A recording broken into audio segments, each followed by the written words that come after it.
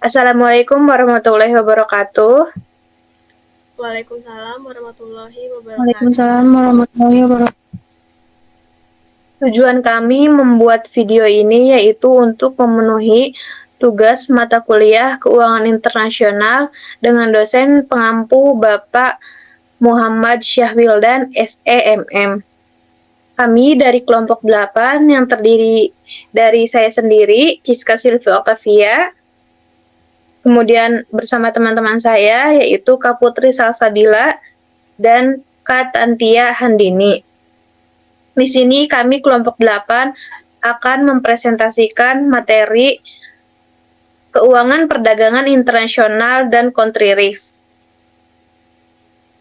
Nah, di sini poin-poin yang akan kami sampaikan yaitu sumber dan metode pembiayaan internasional. Yang pertama, account receivable financing, yang kedua, banker acceptance, yang ketiga, short term bank loan, yang keempat, counter trade atau imbal dagang, yang kelima, factoring atau anjak piutang, yang keenam, forfeiting, yang ketujuh, leasing, dan yang kedelapan, long-term financial.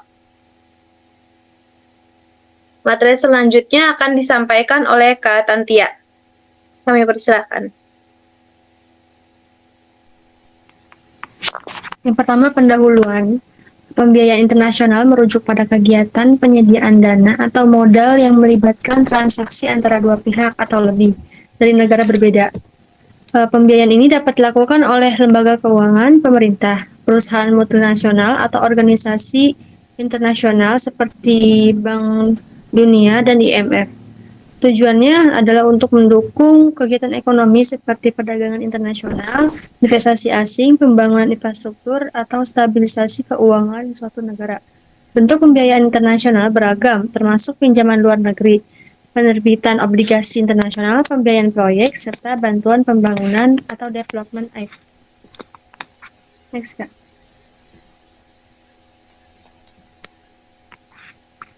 Pertama, pengertian keuangan perdagangan internasional. Keuangan perdagangan internasional atau sering disebut sebagai trade finance adalah sekumpulan instrumen, produk, dan layanan keuangan yang digunakan oleh perusahaan untuk memfasilitasi perdagangan dan komersial lintas negara. Next.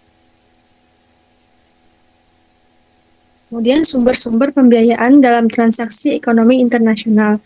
Yang pertama, sumber dana sendiri dari pembeli atau importer, yaitu mengacu pada pembiayaan internal yang digunakan importer untuk membayar barang impor langsung dari kas atau asetnya sendiri, tanpa melibatkan kredit eksternal. Yang kedua, sumber dana berupa kredit dari penjual atau eksportir.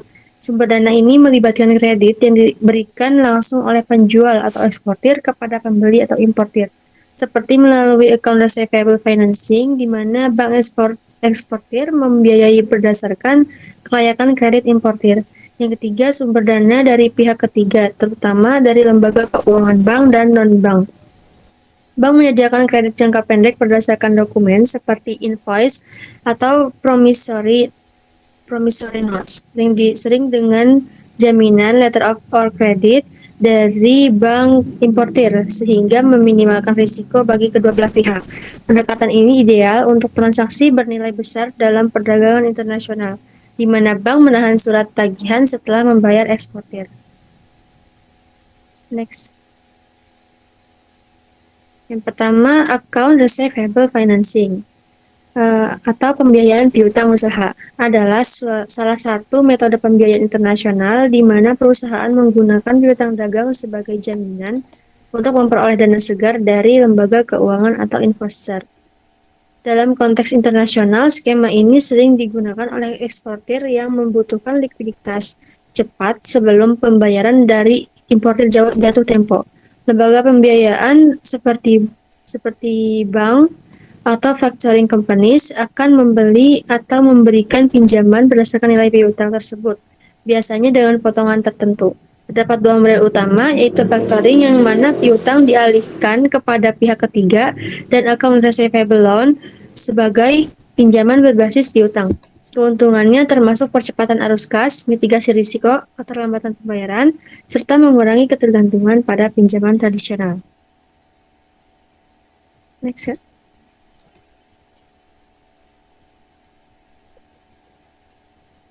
Yang kedua, banker acceptance merupakan salah satu instrumen pembiayaan perdagangan internasional yang umum digunakan, terutama dalam transaksi ekspor-impor. Banker acceptance adalah wesel berjangka yang diterbitkan oleh eksportir dan diterima oleh bank sebagai pihak yang akan membayar pada tanggal jatuh tempo. Dengan demikian, bank bertindak sebagai penjamin pembayaran, memberikan kepercayaan kepada eksportir bahwa mereka akan menerima dana sesuai kesepakatan. Sementara importir memperoleh waktu untuk melunasi pembayaran. Instrumen ini sering diperdagangkan di pasar sekunder sebagai surat berharga jangka pendek dengan diskonto, sehingga menarik bagi investor yang mencari likuiditas. Keunggulan banker acceptance terletak pada fleksibilitasnya dalam memperlancar arus perdagangan, mengurangi risiko kredit, serta memberikan pembiayaan yang lebih terjangkau dibandingkan pinjaman konvensional. Next. Ketiga, short-term bank loan. Short-term bank loan atau pinjaman bank jangka pendek dalam pembiayaan internasional merujuk pada dana yang dipinjam dari bank atau lembaga keuangan asing. Dengan jangka waktu pengembalian relatif singkat, biasanya kurang dari 1 tahun. Pinjaman ini umumnya digunakan untuk membiayai kebutuhan modal kerja, likuiditas jangka pendek, atau transaksi perdagangan internasional, seperti pembelian bahan baku atau pembayaran ekspor-impor. Suku bunga yang diterapkan bisa berbentuk fixed rate, tetap, atau floating rate, mengacu pada benchmark seperti LIBOR atau SOFR. Keunggulan short-term bank loan adalah proses persetujuan yang lebih cepat dan fleksibilitas dalam penggunaan dana, tetapi risiko fluktuasi nilai tukar atau exchange rate risk dan kenaikan suku bunga perlu diperhatikan. Contoh penerapannya adalah overdraft, line of credit, atau trade financing seperti letter of credit. Pinjaman ini cocok bagi perusahaan multinasional atau pelaku bisnis yang membutuhkan pendanaan cepat untuk operasional tanpa komitmen jangka panjang. Yang keempat, counter trade. Counter trade adalah salah satu metode pembiayaan internasional di mana pembayaran untuk transaksi barang atau jasa tidak sepenuhnya menggunakan mata uang, melainkan melalui penukaran kompensasi dalam bentuk barang, jasa, atau sumber daya lainnya. Metode ini sering digunakan dalam perdagangan antara negara dengan keterbatasan devisa atau ketika terdapat ketidakseimbangan neraca pembayaran. Counter trade bermanfaat dalam memfasilitasi perdagangan di negara dengan mata uang yang tidak konvertibel, meningkatkan ekspor, serta memperluas pasar bagi produk lokal. Selanjutnya akan dilanjutkan oleh Kak Ciska. Baik, selanjutnya di sini ada factoring atau anjak piutang. Factoring atau anjak piutang adalah suatu kegiatan pembiayaan piutang usaha yang menggadaikan atau menjual piutang usaha sebagai jaminan untuk memperoleh pinjaman atau tambahan modal kerja. Perbedaan antara anjak piutang dan pinjaman bank. Yang pertama, anjak piutang adalah pada nilai piutang, bukan kelayakan kredit perusahaan. Yang kedua, anjak piutang bukanlah suatu pinjaman, melainkan pembelian suatu aset atau piutang. Yang ketiga, pinjaman bank melibatkan dua pihak, sedangkan anjak piutang melibatkan 3 pihak. Kemudian di sini ada jenis anjak piutang. Yang pertama, anjak piutang layanan penuh merupakan kegiatan pemberian jasa pembayaran anjak piutang dalam bentuk pembiayaan maupun bukan pembiayaan. Yang kedua, anjak piutang massal merupakan anjak piutang yang diberikan dengan memberikan informasi pembiayaan dan waktu pembayaran kepada konsumen. Yang ketiga, anjak piutang lengkap merupakan anjak piutang dengan jasa yang meliputi penagihan, administrasi penjualan menyeluruh yang disertai dengan perlindungan risiko piutang. Yang keempat, diskon faktur merupakan anjak piutang yang jasa pelayanannya hanya pada pembiayaan saja. Selanjutnya di sini ada manfaat anjak piutang. Yang pertama menurunkan biaya produksi, yang kedua memberikan fasilitas pembayaran di muka, yang ketiga meningkatkan daya saing perusahaan klien, yang keempat meningkatkan kemampuan perusahaan klien memperoleh laba, yang kelima menghindari kerugian karena kredit macet, kemudian yang keenam mempercepat proses. Di sini ada leasing. Leasing merupakan suatu kegiatan pembiayaan dalam bentuk penyediaan barang modal atau capital good, baik secara sewa guna usaha dengan hak opsi atau finance leasing maupun tanpa hak opsi atau operating leasing untuk digunakan leasing atau penyewa selama jangka waktu tertentu dengan pembayaran secara berkala. Kemudian di sini ada manfaat leasing. Manfaat utama dari metode leasing adalah bahwa leasing dapat memiliki modal kerja atau working capital yang memadai karena tidak harus menggunakan dana yang besar untuk penyediaan barang modal. Penggunaan cara leasing merupakan salah satu alternatif pembiayaan investasi di samping dengan cara membeli, khususnya untuk barang modal yang harganya tinggi. Misalnya, alat-alat berat seperti traktor, bulldozer, dan lain-lain. Dalam hal leasing dilakukan dengan falas tertentu, maka biaya leasing harus memperhitungkan kemungkinan fluktuasi kurs falas yang digunakan dalam kontrak leasing. Selanjutnya ada forfaiting. Forfaiting adalah layanan yang memberikan dukungan keuangan jangka menengah untuk ekspor atau impor barang modal. Pihak ketiga yang memberikan dukungan disebut forfaiter. Forfaiter menyediakan pembiayaan jangka menengah kepada dan biasanya juga akan mengambil risiko tertentu dari importir dan mengambil semua risiko dari eksportir dengan imbalan margin. Pembayaran dapat dilakukan melalui instrumen yang dapat dinegosiasikan, memungkinkan forfaiter untuk melepaskan beberapa risiko, seperti anjak piutang. Forfaiting melibatkan penjualan aset keuangan dari piutang penjual. Perbedaan utama adalah bahwa forfaiting mendukung pembeli atau importir serta penjual atau eksportir dan hanya tersedia untuk transaksi ekspor atau impor dan dalam kaitannya dengan barang modal. Kemudian di sini ada long-term financing, keputusan pembiayaan jangka panjang dengan menerbitkan bonds atau obligasi yang dilakukan oleh suatu perusahaan akan ditentukan oleh tingkat bunga dan perubahan nilai tukar atau kurs falas yang digunakan.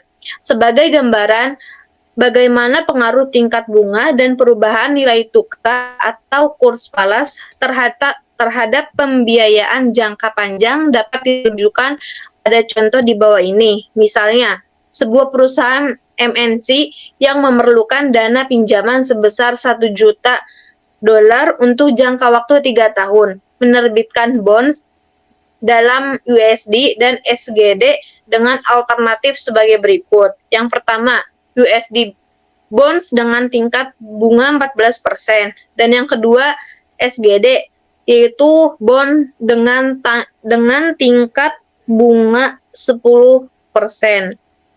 Materi selanjutnya akan disampaikan oleh Kak Salsa. Baik, materi selanjutnya yaitu country risk dalam trade finance. Nah, country risk ini mencakup resiko politik dan ekonomi yang dapat menyebabkan kerugian dalam investasi dan perdagangan internasional, termasuk fluktuasi nilai tukar, risiko kebijakan, serta ketidakstabilan sosial dan politik. Country risk and its effect on international finance management menunjukkan hubungan antara risiko negara atau political, economic, dan finansial dengan kegiatan keuangan internasional. Selanjutnya ada penerapan indeks risiko negara seperti Parent Clement Index yang digunakan untuk mengukur peluang dan risiko suatu pasar asing. Next, Kak. Nah, di sini ada studi kasus mengenai eksportir minyak sawit Indonesia ke Eropa. Eksportir minyak sawit Indonesia, PT Sawit Prima, menerima pesanan senilai $2 juta dari importir Jerman berdasarkan persyaratan Letter of Credit atau LOC. Bank importir, bank penerbit menerbitkan Letter of Credit dan pada saat pengiriman, eksportir menyerahkan wesel berjangka waktu 90 hari kepada bank negosiasinya. Misalnya, Bank Mandiri, yang menerimanya dengan memberi stempel, lalu mengubahnya menjadi banker acceptance. Next, Kak. Nah, dari studi kasus tadi ada proses transaksi, meliputi eksportir mengirimkan barang dan menyerahkan dokumen atau bill of lading, invoice, dan draft ke bank negosiasi yang memverifikasi kepatuhan terhadap letter of credit. Bank menerima wesel tersebut menjamin pembayaran pada saat jatuh tempo dan mendiskontokannya dengan bunga sebesar 2-4%, sehingga memberikan PT Sawit Prima sebesar $1,96 juta uang tunai di muka untuk operasional. Nah, pada saat jatuh tempo, bank importir akan mengganti bank penerima. Jika tidak, importir membayar langsung. Di sini ada latihan soal. Yang pertama, apa sih itu forfeiting dan sebutkan jenis barang yang diperdagangkan yang menjadi objek penerapan forfeiting. Kemudian yang kedua, bagaimana wesel bank dapat menggunakan eksportir, importir, dan bank. Untuk jawaban nomor 1, forfeiting itu adalah metode pembiayaan perdagangan internasional, di mana eksportir menjual tagihan dagang atau piutang jangka menengah hingga panjangnya kepada forfeiter atau biasanya lembaga keuangan dengan diskon tanpa hak regres sehingga eksportir langsung mendapatkan dana tunai dan bebas dari resiko non-pembayaran oleh importir. Kemudian, untuk jenis barang yang diperdagangkan itu, yang pertama ada hasil pertanian seperti karet, kopi, kelapa sawit, cengkeh, teh, lada, kina, tembakau, dan coklat. Yang kedua, hasil hutan seperti kayu olahan atau rotan. Ini tuh bukan bentuk mentah, tapi bentuk jadi seperti mebel atau barang setengah jadinya. Kemudian yang ketiga, komoditas lainnya seperti tembakau, kopra, rempah-rempah yang diekspor ke negara seperti Inggris, Belanda, atau Jepang. Kemudian untuk jawaban nomor 2, wesel bank dapat menguntungkan eksportir, importir, dan bank penerbit.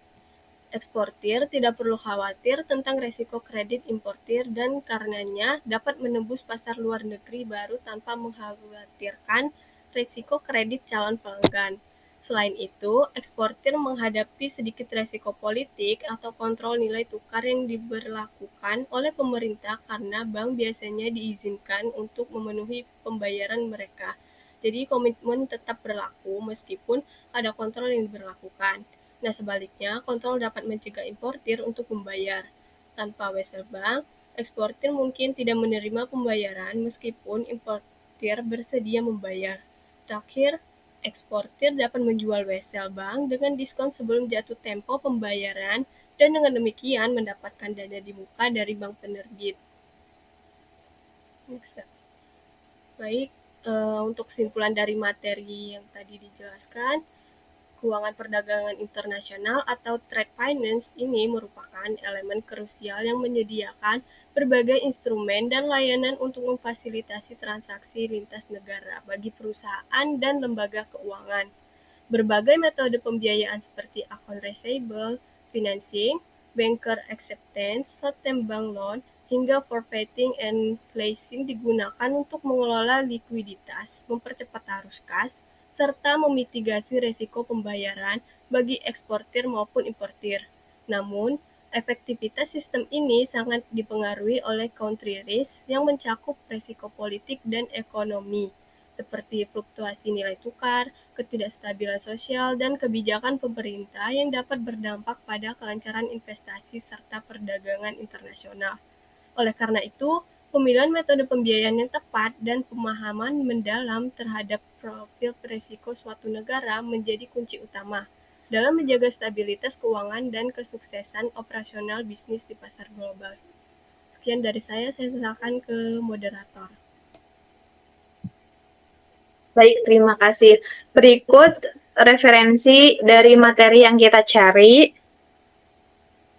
Baik, selanjutnya di sini kami dari kelompok 8 akan mempresentasikan hasil dari review jurnal. Untuk review jurnal yang pertama, yaitu faktor country risk dan stabilitas sektor perbankan. Apakah pendapatan dan tingkat risiko negara berpengaruh? Bukti dari studi global. Nah, di sini untuk judul artikelnya yaitu Country Risk Factor and Banking Sector Stability, Do Country Income and Risk Level Matter? Evidence from Global Study. Untuk penulisnya di sini ada Syed Ali Reza Athari, Farid Irani, dan Abu Bakar Al-Hadod. Untuk nama jurnalnya di sini yaitu Helion. Untuk volume dan tahunnya, volume 9, tahunnya tahun 2023. Masalah penelitiannya, meskipun terdapat literatur yang menunjukkan bahwa kerentanan suatu negara dapat menurunkan stabilitas perbankan, namun penelitian yang secara komprehensif mengkaji pengaruh spesifik dari risiko politik, ekonomi, dan keuangan terhadap stabilitas sektor perbankan dalam skala global masih sangat terbatas. Kemudian tujuan penelitian ini bertujuan untuk menguji dampak risiko negara, seperti politik, ekonomi, dan keuangan, terhadap stabilitas sektor perbankan global, serta menganalisis bagaimana hubungan tersebut bervariasi ketika negara-negara dikelompokkan berdasarkan pendapatan dan tingkat risikonya. Kemudian di sini metodologinya. Penelitian ini menggunakan pendekatan kuantitatif dengan sampel yang mencakup sektor perbankan di 107 negara selama periode 2004 hingga 2017. Analisis data dilakukan menggunakan model data panel dinamis dengan metode sistem GMM atau SYS GMM untuk mengatasi masalah endogenitas dan memberikan hasil yang lebih konsisten. Variabel utama yang diteliti adalah stabilitas perbankan yang diukur melalui indikator Z-score. Sedangkan faktor risiko negara diukur menggunakan data dari International Country Risk Grid atau ICRG yang mencakup komponen risiko politik, ekonomi, dan keuangan. Selain itu, penelitian ini juga memasukkan variabel kontrol seperti regulasi modal, risiko kredit, atau NPL, inefisiensi operasional, serta faktor makroekonomi seperti inflasi dan pertumbuhan PDB. Untuk hasil pembahasannya, temuan penelitian menunjukkan bahwa pengurangan risiko politik, ekonomi, dan keuangan suatu negara secara signifikan meningkatkan stabilitas sektor perbankan. Secara lebih rinci, stabilitas perbankan cenderung lebih kuat di negara-negara dengan tingkat pendapatan menengah dan tinggi dibandingkan negara berpendapatan rendah, karena didukung oleh infrastruktur dan regulasi yang lebih baik. Meskipun penurunan risiko negara membawa dampak positif bagi semua kategori, efeknya jauh lebih kuat pada negara-negara yang sudah berada dalam lingkungan berisiko rendah. Dari sisi internal perbankan, regulasi modal yang ketat terbukti memperkuat stabilitas, sementara tingkat kredit macet atau NPL dan ketidakefisienan operasional ditemukan sebagai faktor utama yang menggerus stabilitas bank. Selain itu, inklusi keuangan memberikan kontribusi positif terhadap stabilitas di negara maju, namun dampaknya kurang signifikan di negara berkembang karena keterbatasan akses dan kerangka regulasi. Untuk review jurnal yang kedua akan disampaikan oleh Kak Salsa. Baik, untuk review jurnal yang kedua itu manajemen resiko teritorial dalam hubungannya dengan klasifikasi resiko negara dan ekspor. Judul artikelnya itu Territorial Risk Management in Relation to Country Risk Classification and Export. Untuk penulisnya ada Petrova M, Krugerova M, kemudian Kozial dan Steverkova H. Nama jurnalnya itu Polish Journal of Management Studies. Untuk volume dan tahun, volumenya itu 23 nomor 2 tahun 2021. Sumbernya 10.17512 pjms.2021.23.223. Untuk URL-nya https://pjms.jim.pcz.pl. Nah, masalah penelitiannya ini penentuan ketergantungan antara volume ekspor dengan tingkat penilaian risiko teritorial negara. Penelitian ini menyoroti tantangan eksportir dalam menilai risiko di lingkungan hukum dan ekonomi asing yang kurang dikenal. Terdapat kebutuhan krusial bagi perusahaan untuk mengidentifikasi risiko teritorial atau politik, nilai tukar, dan hambatan perdagangan yang seringkali sulit dikuantifikasi, namun berdampak fatal pada investasi, serta adanya celah penelitian atau research gap mengenai sejauh mana publikasi penilaian risiko oleh lembaga resmi benar-benar mempengaruhi volume ekspor secara nyata.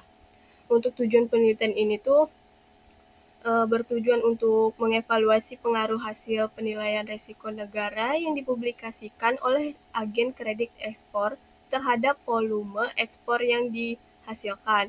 Kemudian menentukan apakah perubahan klasifikasi risiko atau meningkat atau menurun secara langsung berkorelasi dengan perubahan volume perdagangan di negara tujuan, serta memberikan paduan bagi manajemen perusahaan dalam menggunakan informasi risiko untuk strategi mitigasi dan perlindungan asuransi.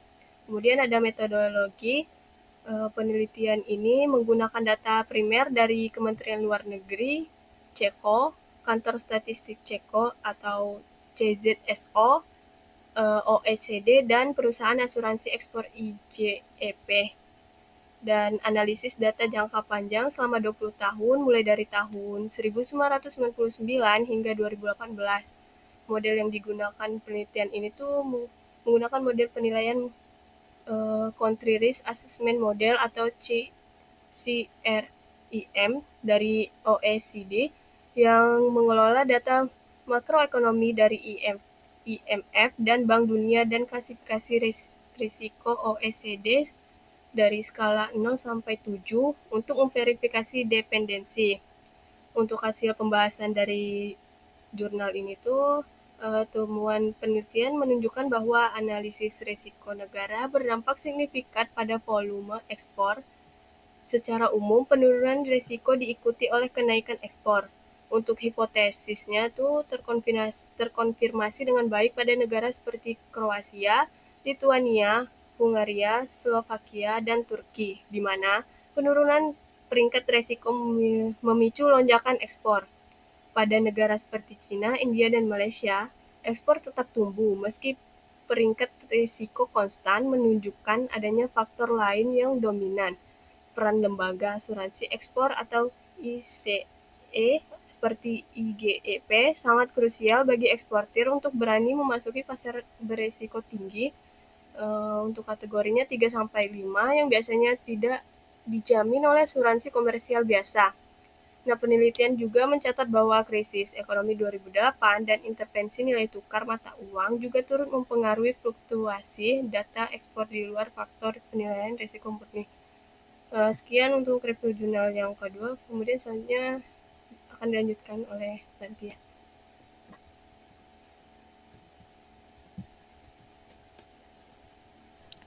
Selanjutnya, review jurnal ketiga berjudul Pengekspor di bawah risiko politik, pemilihan jangka waktu pembayaran dalam perdagangan global.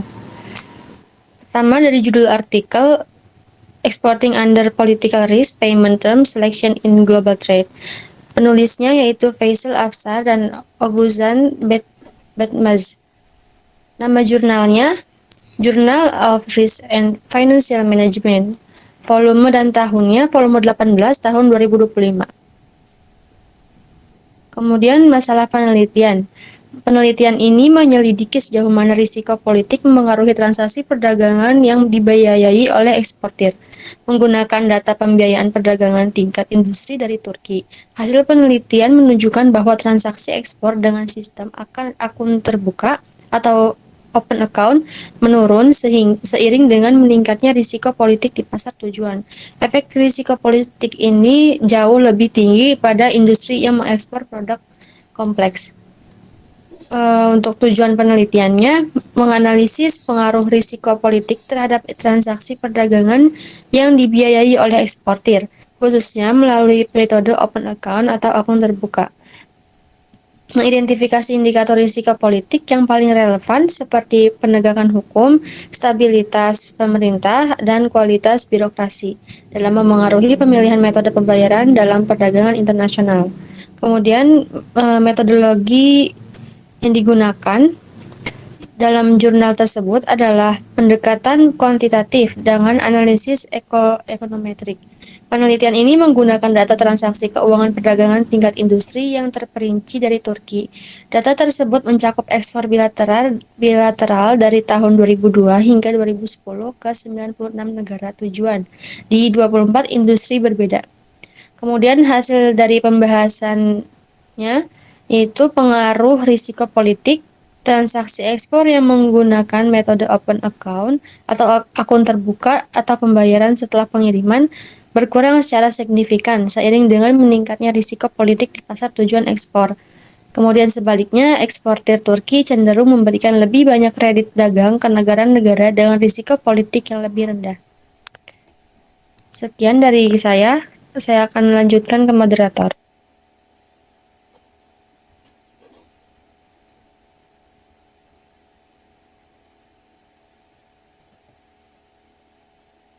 Baik, mungkin itu saja presentasi dan review jurnal yang bisa kelompok 8 sampaikan. Kurang lebihnya mohon maaf. Wassalamualaikum warahmatullahi wabarakatuh. Waalaikumsalam warahmatullahi wabarakatuh.